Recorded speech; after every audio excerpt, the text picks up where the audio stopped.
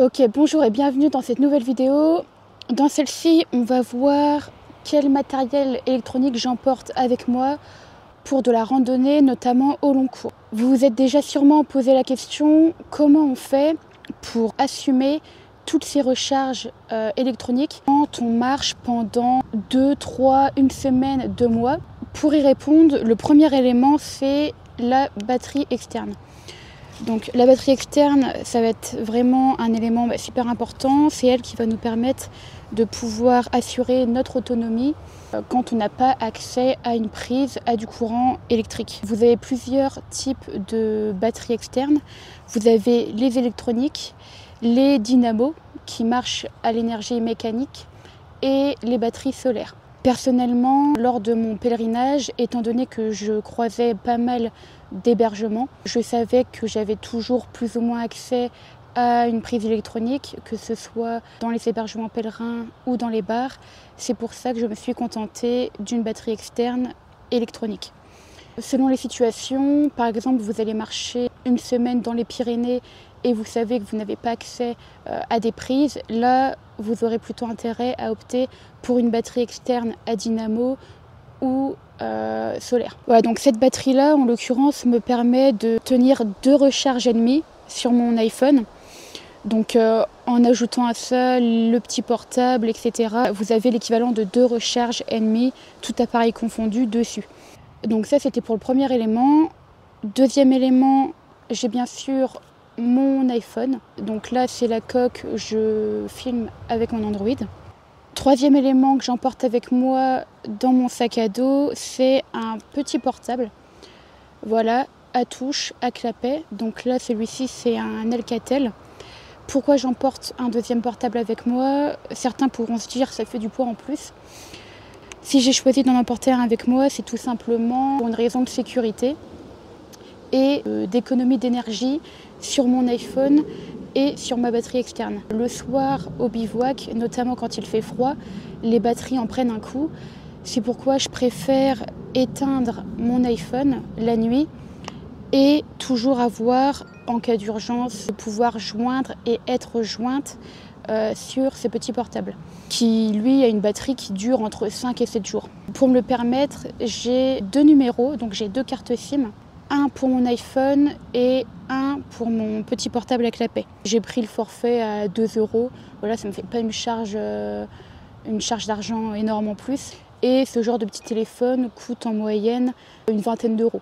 Donc je pense que c'est un bon investissement pour une question de sécurité et d'économie d'énergie. Prochain élément indispensable, c'est la prise. Voilà, la prise électrique pour recharger les différents appareils. Et avec ça, surtout bien penser à prendre tous les câbles nécessaires à vos différents appareils. Donc ici, j'ai mon câble pour mon téléphone portable Android, iPhone.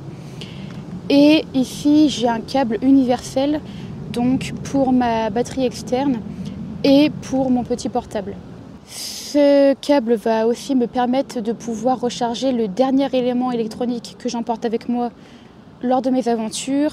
Voilà, donc la lampe frontale va me permettre, en fin de randonnée par exemple, vous avez marché pendant des heures, vous n'avez malheureusement pas réussi à atteindre votre point d'arrivée, la nuit commence à tomber, la lampe frontale, élément indispensable pour voir et vous faire voir. Donc vous avez différents modes, la mode nuit, et là vous avez différents types d'éclairage, donc vous voyez, ça peut aller très loin. Donc ça pareil, ça fonctionne avec un câble universel. Avec un seul câble, je peux recharger 3 de mes appareils, la batterie externe, mon petit portable et la lampe frontale. Alors dans quoi je mets tout mon équipement? Donc moi je prends des petits sachets Ziploc. Donc ça je l'utilise vraiment pour transporter la plupart de mon matériel, notamment électronique. Pourquoi? Parce que c'est étanche. C'est l'intérêt. Toujours bien veiller à étanchéifier vos affaires à l'intérieur de votre sac à dos. Même avec une housse de pluie, l'eau s'infiltre partout. Un sachet d'1 litre, ça suffit amplement. Je vais vous montrer ça. Comme vous pouvez le voir, tout rentre à l'intérieur.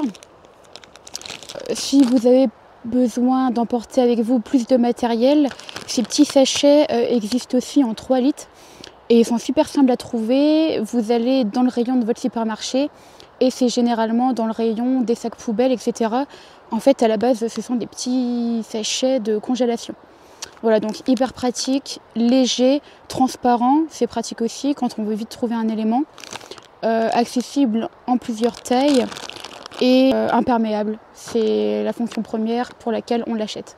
Dedans, je n'ai pas rangé mon iPhone car souvent je l'ai sur moi, dans ma poche. Vous pouvez opter pour un sac plus grand, donc 2-3 litres, et comme ça, en cas d'urgence, vous pouvez ranger votre téléphone portable à l'intérieur si vous voulez qu'il soit avec l'électronique.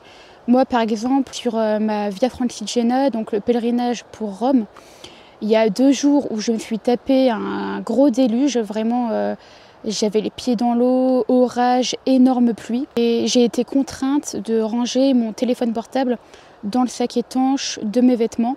Donc d'où l'importance de vraiment veiller à étanchéifier toutes vos affaires à l'intérieur de votre sac à dos. Et voilà, c'est la fin de cette vidéo. J'espère qu'elle t'aura plu et surtout qu'elle t'aura été utile pour tes futures longues sorties en randonnée. Si tu as apprécié, n'hésite pas à me le faire savoir en laissant un petit pouce bleu juste en bas de la vidéo, à t'abonner pour ne rien rater. N'oublie pas de sortir en nature, c'était Émilie, je te dis à très vite, bye.